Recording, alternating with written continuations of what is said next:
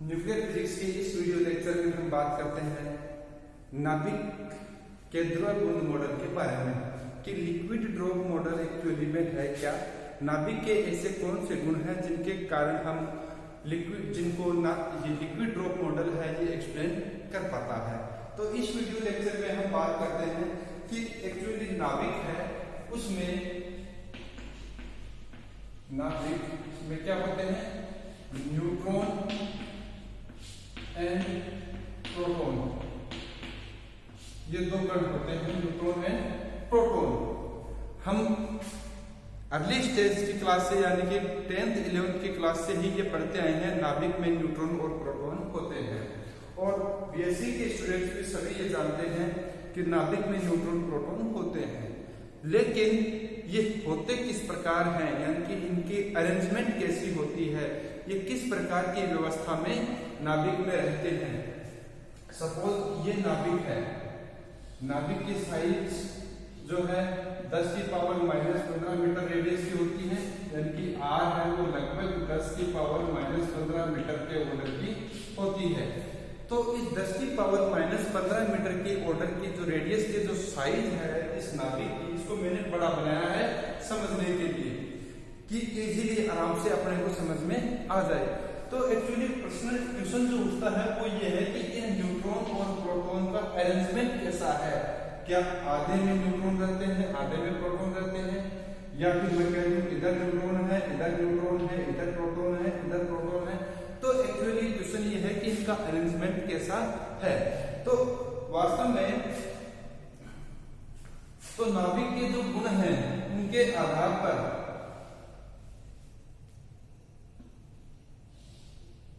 ये सेंटर हो गया, ये r इसकी रेडियस हो गई।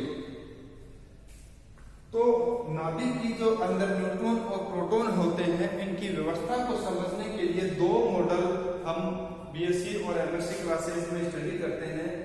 दोनों ही मॉडल इंपॉर्टेंट है, उनमें पहला है ध्रुव गुण मॉडल और दूसरा है शेल मॉडल। दूसरा कौन सा है, शेल मॉडल। तो ये दो मॉडल हैं जिनके अध्ययन से हमारे को नाभिक के अंदर न्यूट्रॉन और प्रोटॉन की व्यवस्था का पता चलता है कि ये दोनों किस प्रकार से अरेंज्ड रहते हैं। लिक्विड ड्रॉप मॉडल लिक्विड पानी की बूंद के समान, यानी कि जिस प्रकार से पानी की बूंद होती है वो गोल होती है, क्योंकि उसका पृष्ठ तनाव यानी कि सरफेस टेंशन जो हम पढ़ते हैं, सरफेस टेंशन क्या होता है कि बाहरी जो परत है उसको क्षेत्रफल कम करने की कोशिश करता है, यानी कि खींचने की कोशिश करता है अंदर की तरफ। तो जो ड्रॉप थी उसी के समानांतर गुणों के आधार पर नाभिक का जो ध्रुव गुण मॉडल है वह कुछ गुणों को समझा पाता है। दूसरा इसके बाद में शेल मॉडल के बारे में हम नेक्स्ट वीडियो में डिस्कस करेंगे।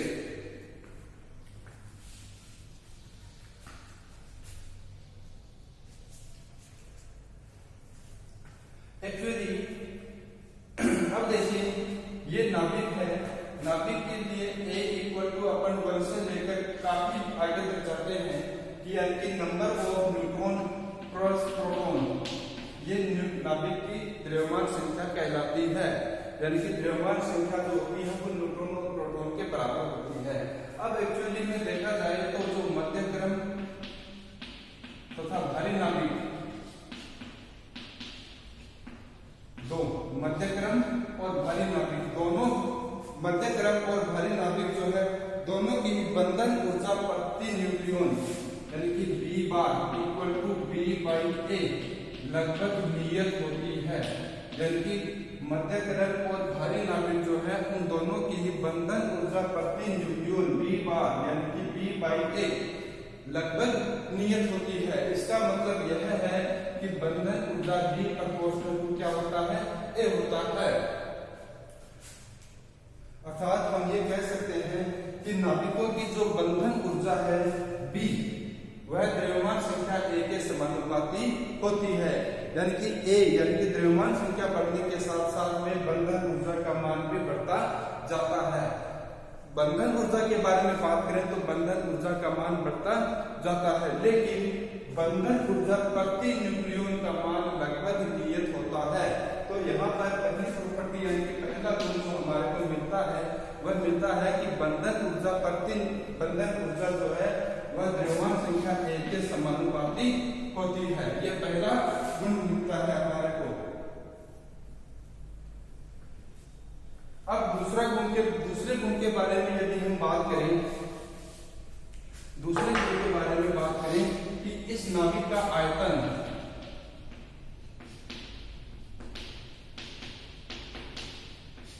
V equal to 4/3 pi r³ या r ले तो मैं r ले सकता हूँ, क्योंकि स्फेरिकल शेप में है तो जो आयतन होता है V बराबर 4/3 पाई r³ होता है। तो V equal to 4/3 pi, r equal to क्या हो जाएगा r0 1/3, तो 4/3 पाई r0 का क्यूब इंटू a। अब यहाँ पर 4/3 पाई r0 सारे के सारे कांस्टेंट है, तो हम कह सकते हैं कि V प्रोपोर्शनल टू V क्या हो गया, a हो गया। यानी कि हम ये कह सकते हैं कि नाभिक का जो आयतन है वो भी द्रव्यमान संख्या A के साथ समानुपाती रूप से परिवर्तित होता है। अर्थात हम ये कह सकते हैं अब कि जैसे जैसे नाभिक में द्रव्यमान संख्या बढ़ती जाती है, यानी कि नाभिक में न्यूट्रॉन और प्रोटॉनों की संख्या कुल संख्या बढ़ती जाती है, वैसे वैसे नाभिक का आयतन भी बढ़ता जाता है। अर्थात जो V है आयतन है उस A द्रव्यमान संख्या A के समानुपाती होता है।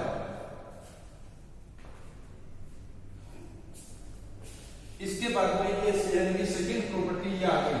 इसके बाद में यदि मैं घनत्व निकालना चाहूं, घनत्व बराबर D या रो इक्वल टू होता है m/v। m क्या है, द्रव्यमान है, तो द्रव्यमान क्या है A, और V भी प्रोपोर्शनल टू A है, तो A कैंसिल हो जाएगा, तो क्या आ जाएगा यहाँ पर हम क्या कहेंगे कांस्टेंट। तो घनत्व जो है नाभिक का घनत्व में क्या आ रहा है, कांस्टेंट आ रहा है। इसका मतलब क्या हुआ कि नाभिक जो है उसका घनत्व लगभग नियत होता है। यानी कि हम यहाँ पर मध्यक्रम और भारी नाभिकों के बारे में बात कर रहे थे, जिनके लिए बंधन ऊर्जा द्रव्यमान संख्या A के समानुपाती होती है। नाभिक का आयतन जो है वो भी द्रव्यमान संख्या A के समानुपाती होता है, लेकिन घनत्व जो है वह कांस्टेंट प्राप्त होता है। यानी कि किसी भी नाभिक का जो घनत्व है वह कांस्टेंट होता है, अर्थात घनत्व जो है वो नियत होता है। तो ये अब घनत्व के बारे में बात करें तो 3 गुण हो गए हमारे सामने। पहला हो गया कि बंधन ऊर्जा जो है वो द्रव्यमान संख्या A के समानुपाती, दूसरा गुण हो गया नाभिक का आयतन V जो है वो भी A के समानुपाती, और तीसरा गुण हो गया घनत्व जो है वह नियत होता है। तो ये दोनों या तीनों गुण जो है जो जिनके बारे में हमने अभी डिस्कस किया है, ये तीनों गुण द्रव बूंद के समान होते हैं। यानी कि ये तीनों गुण जो है लिक्विड ड्रॉप के समान होते हैं। इसलिए बोर ने नाभिक के लिए एक कंसेप्ट दिया, नाभिक के बारे में एक कंसेप्ट दिया, नाभिक के मॉडल के बारे में एक कंसेप्ट दिया कि जिस प्रकार से 3 प्रॉपर्टी, पहली प्रॉपर्टी क्या थी, इन तीनों की यानी कि पहली, दूसरी और तीसरी तीनों जो प्रॉपर्टीज हमारे को नाभिक के लिए प्राप्त हुई है, तीनों की यदि हम लिक्विड की ड्रॉप से कंपैरिजन करें तीनों की, तो हमारे को बोर ने एक मॉडल प्रस्तुत किया जो कि इस प्रकार से है कि नाभिक जो है घनत्व समान है, इसलिए हम कह सकते हैं कि यूनिफॉर्म यानी कि एक समान है। दूसरी है हाई डेंसिटी, यानी कि उच्च घनत्व, और घनत्व जो है लगभग 10⁻17 किलोग्राम पर मीटर क्यूब होता है। यानी कि नाभिक का जो घनत्व है बहुत ज्यादा होता है, 10⁻17 किलोग्राम पर मीटर क्यूब होता है। तथा तीसरा जो गुण है वह है लिक्विड के समान देखा जाए तो असंपीड्य यानी कि अनकंप्रेसिबल।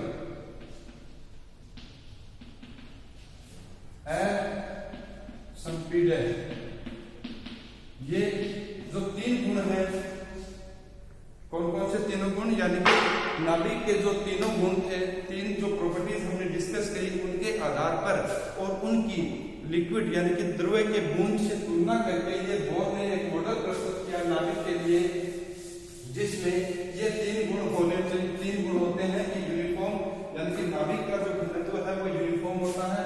मैं इस प्रकार से बात करूं कि ये नाभिक है, यानी कि मैं इस प्रकार से इसकी बाउंड्री को थोड़ा सा इस प्रकार से ड्रॉ करता हूं, जिससे कि समझने में थोड़ा सा आसानी रहे।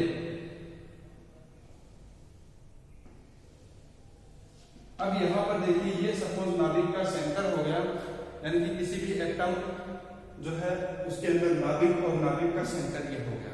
तो यहाँ सेंटर से लेकर इस बाउंड्री तक, यानी कि यहाँ से लेकर इसकी मोटाई छोड़ देते हैं, पर मोटाई बहुत कम होती है। एक्चुअली मैंने यहाँ पर आपको समझाने के लिए थोड़ा सा बड़ा डायग्राम बनाया है, मोटा बनाया है। तो एक्चुअली में ये जो इतनी मोटाई बनाई है इतनी होती नहीं है। एक्चुअली देखा जाए तो नाभिक जो है एक अपन पेन की पॉइंट डालें उससे भी कम साइज का होता है। तो यहां से सेंटर से लेकर इस बिंदु तक नाभिक का घनत्व एक समान होता है। एक समान का मतलब ये हो गया कि अब इसमें न्यूट्रॉन और प्रोटॉन इधर यानी कि 3 डायमेंशन बात करें तो सभी दिशाओं में समान होते हैं। यानी कि घनत्व एक समान आने का मतलब ये होता है कि सभी चारों तरफ, यानी कि इस पॉइंट के, यानी कि रेडियस हम 3 डायमेंशन ज्योमेट्री में बात करें तो यहां से लेकर इस बिंदु से लेकर इस बिंदु तक घनत्व वो है एक समान होता है। और हाइट होता है, यानी कि 10 की पावर 17 किलोग्राम पर मीटर क्यूब होता है। और अनकंप्रेसिबल यानी कि असंपीड़ित होता है। इन 3 गुणों के आधार पर द्रव बूंद मॉडल को समझाया जाता है कि नाभिक के द्रव बूंद मॉडल के आधार पर ये जो प्रॉपर्टीज थी उनके आधार पर ये इन गुणों के आधार पर ही समझाया जाता है। अब इस मॉडल के आधार पर ही अपने एक जो बीएससी की क्लासेस में बीएससी पार्ट 3 में क्वेश्चन आता है, सामी अनुभविक द्रव्यमान सूत्र यानी कि सेमी एम्पिरिकल मास फॉर्मूला, इसके बारे में हम उसी के ऊपर डिस्कस करेंगे अभी।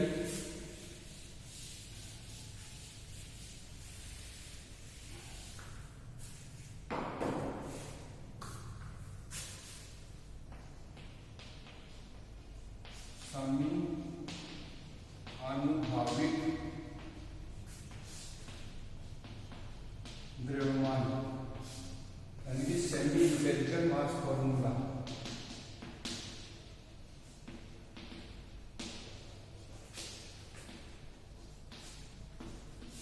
सेमी एम्पिरिकल मास फॉर्मूला, एक बार मैं इसको ड्रॉ कर देता हूं। यहां पर देखिए, अब देखिए सभी अनुभविक द्रव्यमान सूत्र जो है लिक्विड ड्रॉप मॉडल में जो गुण थे उनके आधार पर ही एक द्रव्यमान का एक फॉर्मूला आता है जिसको सभी अनुभविक द्रव्यमान सूत्र कहते हैं। ठीक है, तो अब इसमें देखिए नाभिक का जो द्रव्यमान है, नाभिक का द्रव्यमान A equal to neutron plus proton होना चाहिए, यानी कि द्रव्यमान संख्या क्या होनी चाहिए, neutron equal to A equal to neutron plus proton होना चाहिए। लेकिन प्राय क्या देखा जाता है कि द्रव्यमान जो है नाभिक का द्रव्यमान A, न्यूट्रॉन जो वास्तविक जो द्रव्यमान है वह न्यूट्रॉन और प्रोटॉन यानी कि इसके जो घटक, किसी भी नाभिक के जो घटक न्यूक्लियन है उनके द्रव्यमान से हमेशा कम प्राप्त होता है। यानी कि नाभिक का द्रव्यमान ऑलवेज, अब यहाँ पर न्यूट्रॉन प्लस प्रोटॉन होना चाहिए, लेकिन हमेशा घटक न्यूक्लियनों के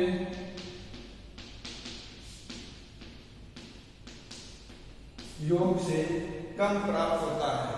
यानी कि किसी भी नाभिक का द्रव्यमान, वास्तविक जो द्रव्यमान है वह उसके घटक न्यूक्लियनों के योग से कम प्राप्त होता है। एक्चुअली होना क्या चाहिए, द्रव्यमान है एक तो न्यूट्रॉन प्लस प्रोटॉन के बराबर होना चाहिए, क्योंकि नाभिक में न्यूट्रॉन और प्रोटॉन होते हैं।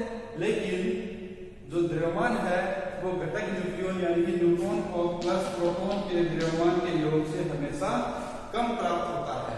तो यह जो कमी है, यह पिछली क्लास में हमने बात करी थी, यह कमी क्या कहलाती है? द्रव्यमान क्षति कहलाती है। कमी क्या कहलाती है? द्रव्यमान क्षति कहलाती है। द्रव्यमान की क्षति कहलाती है। यदि यानी कि ये जो कमी हुई, मैंने कहा कि द्रव्यमान जो है नाभिक का वो उसके घटक न्यूक्लियनों के द्रव्यमान से कम होता है, तो यह जो कमी है द्रव्यमान में वह द्रव्यमान क्षति कहलाती है। यदि किसी नाभिक में Z प्रोटॉन है तथा A- Z प्रोटॉन व A- Z न्यूट्रॉन है, न्यूट्रॉन की संख्या n बराबर क्या होती है? हमेशा n इक्वल टू क्या होता है? A-Z होता है। तो द्रव्यमान में जो शक्ति है, अब इसका उस परमाणु का यदि मैं द्रव्यमान लिखना चाहूं तो m equal to Z into mass of the proton plus A-Z into mass of the neutron होना चाहिए।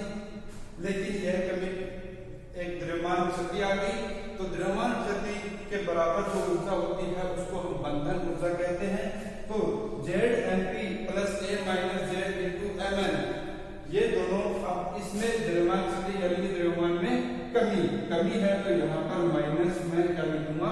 EB क्या है? बंधन ऊर्जा है। EB क्या है? बंधन ऊर्जा यानी कि बाइंडिंग एनर्जी है, बाइंडिंग एनर्जी।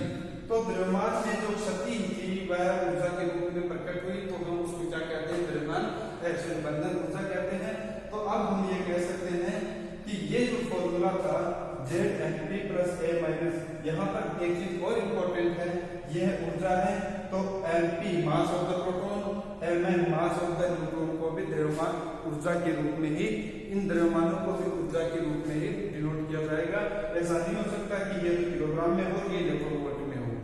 तो मास एनर्जी रिलेशन अगर हम इनकी इलेक्ट्रॉन वोल्ट में हम यानी कि ये जो द्रव्यमान थे इनकी और इसकी यूनिट में लिखें, मेगा इलेक्ट्रॉन वोल्ट की यूनिट में लिखें, तो मास ऑफ द न्यूट्रॉन कितना होता है? 1.00865 MeV होता है।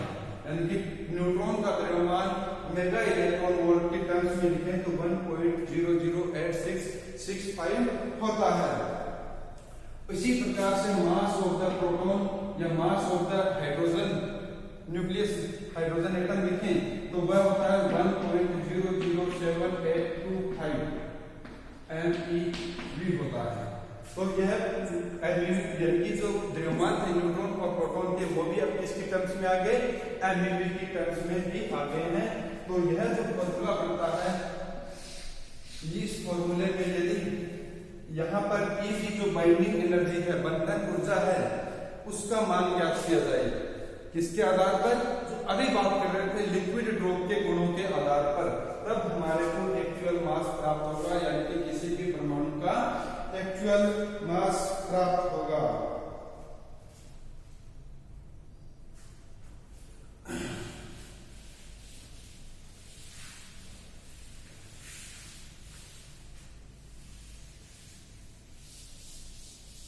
अब देखिए, यानी कि लिक्विड ड्रॉप यानी कि जो द्रव्य बूंद के आधार पर हमने गुणों के बारे में बात करी, तो चूंकि नाभिक है, नाभिक में प्रोटॉन और प्रोटॉन है, काफी प्रोटॉन होते हैं, तो प्रोटॉन होते हैं तो उनके बीच में विद्युत प्रतिकर्षण बल लगेगा।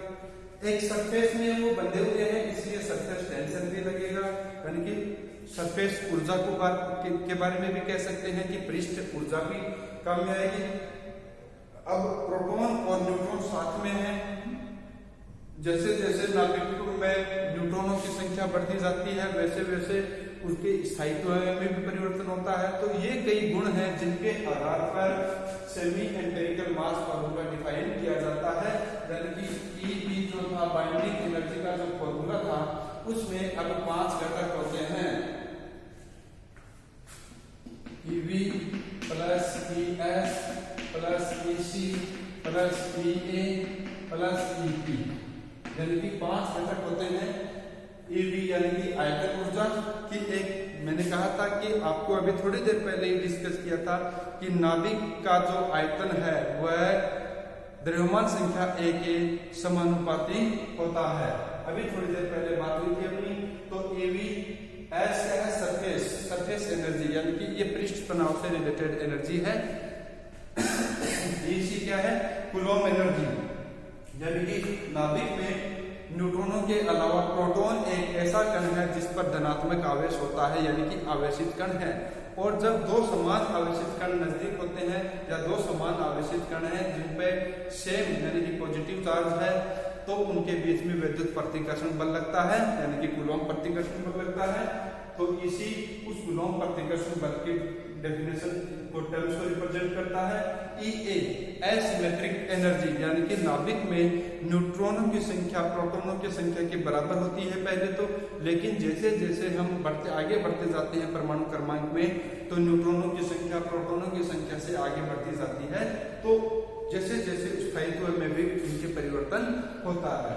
और EP जो लास्ट में है ये है कैरिंग एनर्जी, युग्मन ऊर्जा, यानी कि नाभिक में जो न्यूट्रॉन और प्रोटॉन है वो दोनों सम संख्या में है, उनमें से एक सम है एक विषम है या दोनों विषम है, इसके आधार पर ये कैरिंग एनर्जी डिफाइन की जाती है। तो सबसे पहले अपन इस फॉर्मूला के अंदर सबसे पहले बात करते हैं आयतन ऊर्जा की, वॉल्यूम एनर्जी की। तो आयतन ऊर्जा जो है, मैंने बताया अभी आपको थोड़ी देर पहले अपनी बात में थी कि जो नाभिक का आयतन है वह द्रव्यमान संख्या A के समानुपाती होता है, यानी कि V क्या होता है, प्रोपोर्शनल टू A होता है। और इसी को हम ये कह सकते हैं कि नाभिक की संतृप्तता के गुण के कारण भी हम ये लिखते हैं कि जो नाभिक की जो आयतन ऊर्जा है वो संतृप्तता के कारण, नाभिकीय बंधन ऊर्जा जो संतृप्तता के कारण A यानी कि द्रव्यमान संख्या A के समानुपाती होती है।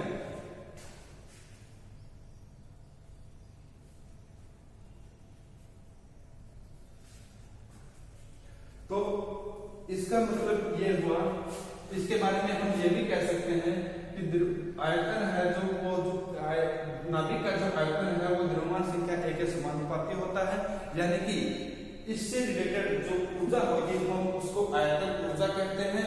तो इसका मतलब ये हुआ कि नाभिक में जितने न्यूक्लियन हैं, इस प्रकार से ड्रॉ लिक्विड ड्रॉ इस प्रकार से डिफाइन किया जाता है।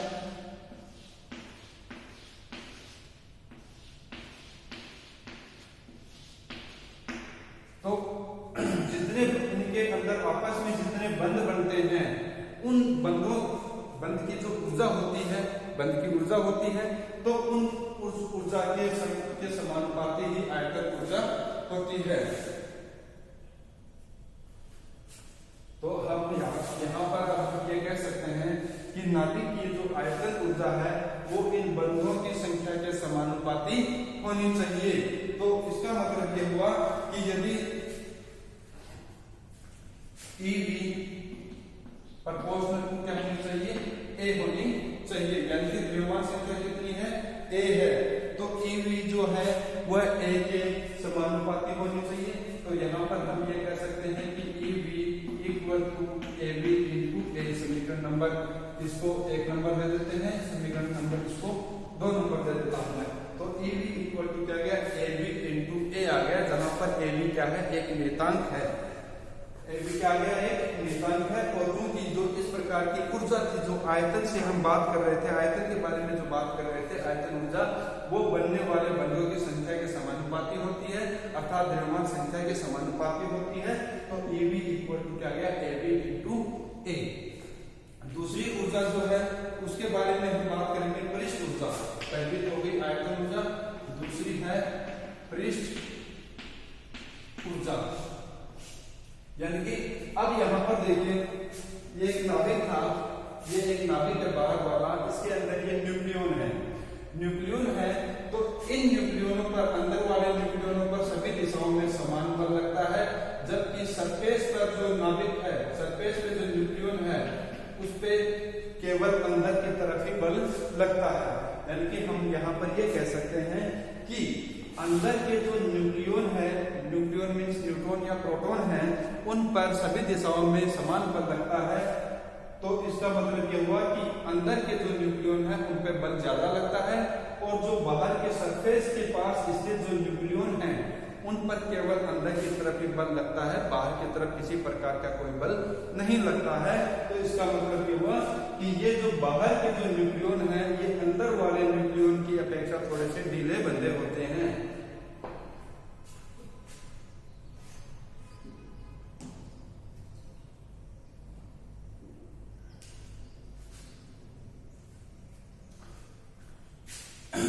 तो देखिए, तो ये जो बाहर के न्यूक्लियन है वो अंदर वाले न्यूक्लियनों की तुलना में ढीले बंधे होते हैं, और यह गुण पृष्ठ तनाव यानी कि द्रव्य का जो पृष्ठ तनाव है उसके आधार पर हम ये कह सकते हैं कि नाभिक की बंधन ऊर्जा इस पृष्ठ की ऊर्जा के बराबर मान के कम हो जानी चाहिए, क्योंकि ये बाहर वाले जो न्यूक्लियन है ये ढीले बंधे हुए हैं, तो इतनी ही ऊर्जा कम हो जानी चाहिए। तो हम यहाँ पर पृष्ठ ऊर्जा को किससे लिखेंगे? ES।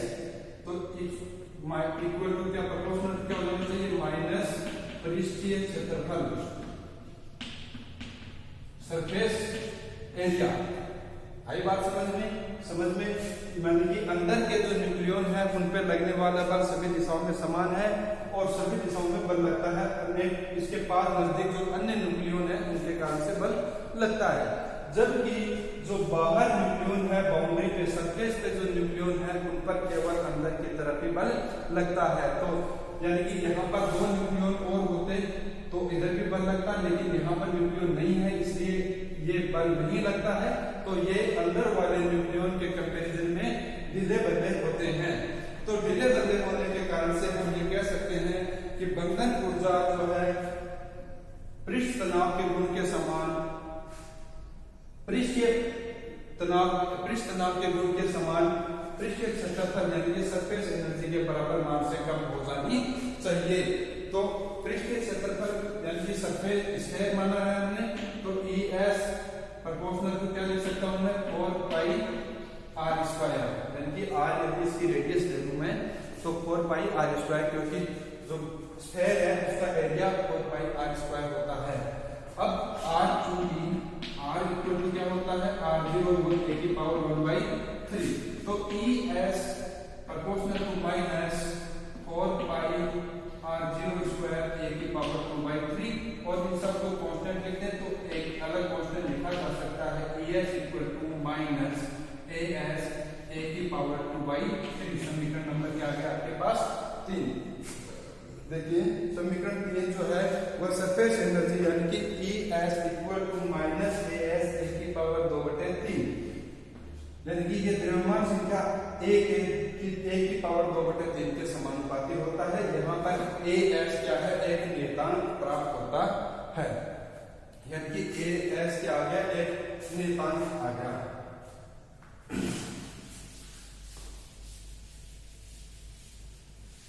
अब 2 टर्म हो गई। तीसरी टर्म के बारे में मैं बात करूं तो तीसरी टर्म क्या थी? Coulomb energy.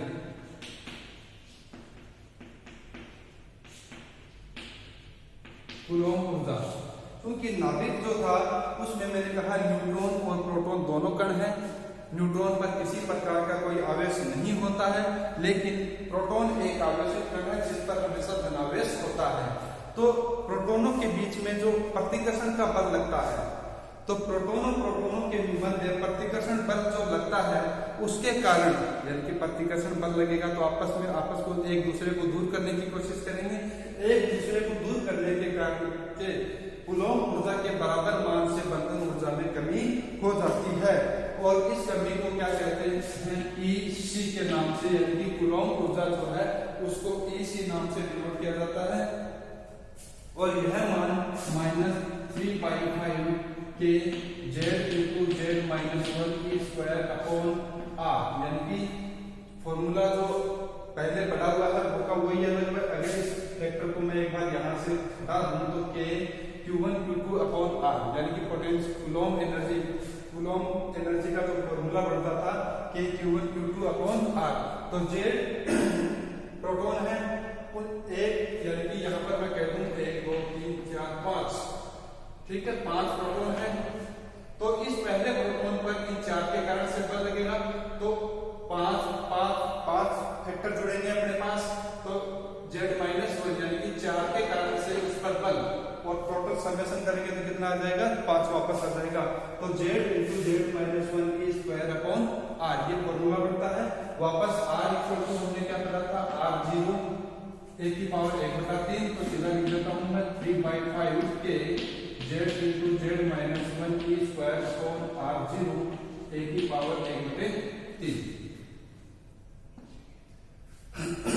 तो यहाँ पर देखिए अब इस फॉर्मूला में 3/5 कांस्टेंट है, K कांस्टेंट है, E भी कांस्टेंट है। E क्या है, चार्ज, इसका प्रोटॉन का चार्ज है। Z क्या है, प्रोटॉनों की संख्या है। जो नाभिक में प्रोटॉनों की संख्या क्या हुई, बढ़ती जाती है, यानी कि द्रव्यमान संख्या जैसे जैसे बढ़ेगी वैसे वैसे प्रोटॉनों की संख्या भी बढ़ेगी। तो ये सारी चीजें कांस्टेंट हो गई। तो EC = AC Z × Z-1 upon A⁻⁴ ये फॉर्मूला बन गया अपने पास। इसको ले लेता हूँ समीकरण नंबर 4।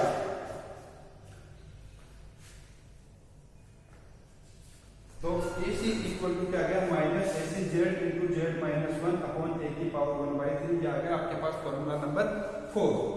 तो देखिए अब मेरे को यहाँ से ये हटाना पड़ेगा दोबारा से। तो यहाँ पर जो एक बार मैं हटा देता हूं, क्योंकि अब चौथा और पांचवा फैक्टर अपने को लिखना है। चौथे फैक्टर क्या था, असममित ऊर्जा यानी कि EA। चौथा फैक्टर क्या है, असममित ऊर्जा। असममित ऊर्जा का मतलब यह होता है कि नाभिक में न्यूट्रॉन और प्रोटॉन दो प्रकार के कण हैं। जो छोटे हल्के नाभिक होते हैं उनमें न्यूट्रॉन और प्रोटॉनों की संख्या लगभग बराबर होती है, लेकिन जिस प्रकार जैसे जैसे नाभिक परमाणु क्रमांक बढ़ता जाता है, नाभिक में प्रोटॉनों की संख्या बढ़ती जाती है, वैसे वैसे नाभिक में न्यूट्रॉनों की संख्या जो है वो प्रोटॉनों से ज्यादा बढ़ना शुरू हो जाती है। तो नाभिक में जो न्यूट्रॉनों की संख्या है N, वो प्रोटॉनों की संख्या से बढ़ना शुरू हो जाती है। जिस प्रकार से हम बात करें 26Fe 56 के बारे में बात करें कि सबसे स्थायी कण ये है, तो इसमें प्रोटॉन कितने होंगे 26, न्यूट्रॉन कितने होंगे 30। तो देखिए न्यूट्रॉनों की संख्या ज्यादा होगी, लेकिन न्यूट्रॉनों की संख्या भी एक सीमा से ज्यादा जब बढ़ना शुरू हो जाती है तो नाभिक का स्थायित्व कम होना शुरू हो जाता है। यानी कि यहाँ के बाद में जैसे जैसे नाभिक के अंदर न्यूट्रॉनों की जो संख्या है वो प्रोटॉनों की संख्या से एक सीमा से ज्यादा बढ़ना शुरू हो जाती है, तो नाभिक के स्थायित्व में कमी होना शुरू हो जाती है।